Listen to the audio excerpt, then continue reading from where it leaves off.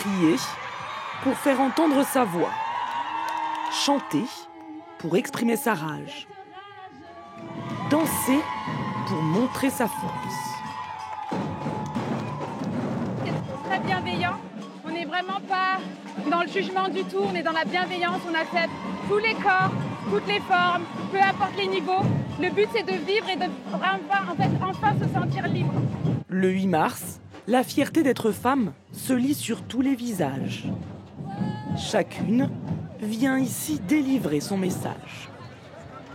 En 2023, Elisabeth Borne, elle a annoncé le remboursement pour les moins de 25 ans des supports menstruels, qui n'est jamais arrivé. Ça devait arriver en 2024. Aujourd'hui, on est en 2025 et on n'a toujours pas de nouvelles de ces mesures-là. Et aujourd'hui, vous marchez pour ça aussi ? Entre autres, il y a tellement de choses dans le patriarcat. La parole se libère et sur les pancartes, on dénonce, notamment les violences sexuelles, encore bien présentes dans notre société. Comment on peut se dire que la justice est juste dans une mesure où les agresseurs avouent en audition et c'est tout de même classé sans suite pour plainte insuffisamment caractérisée. Il y a énormément de victimes qui sont dans le même cas que moi. C'est ça que provoque le viol. C'est un traumatisme psychique.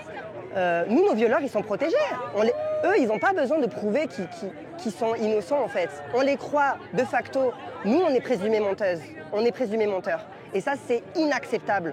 Sur le Vieux-Port, hommes et femmes main dans la main défendent les droits de tous et dans le monde entier.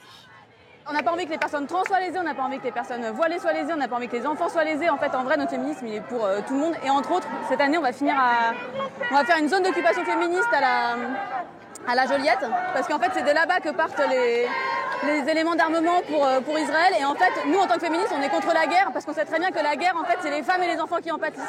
Une vingtaine de collectifs, près de 6000 personnes, ont participé à la marche du 8 mars à Marseille. Les femmes représentent 40% des personnes dans la rue. Alors pour comprendre leur vie au quotidien, une association marseillaise proposait aujourd'hui un atelier de sensibilisation. Écoutons l'une des participantes. En tant que femme dans la rue, c'est plus compliqué qu'un homme pour avoir vécu l'expérience parce que c'était vraiment difficile pour moi. Parce qu'on se dit, en journée, on est à l'abri des regards de certains prédateurs.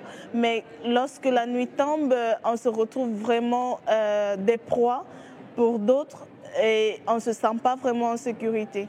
Et vraiment, je salue l'initiative d'entourage et de toutes ces associations qui accompagnent les femmes au quotidien. Vraiment, c'est précieux ce que vous faites.